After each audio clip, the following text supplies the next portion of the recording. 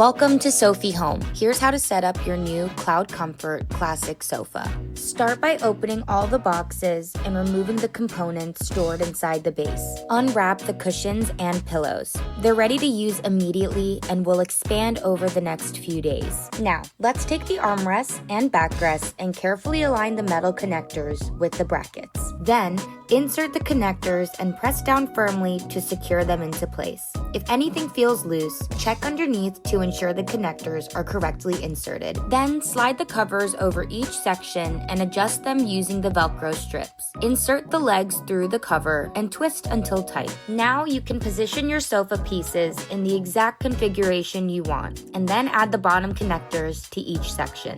Line up the connectors and push each section together gently until you hear them click securely into place. Place the cushions and pillows right on top, arranging them to your preference. Take a moment to adjust and refine the look.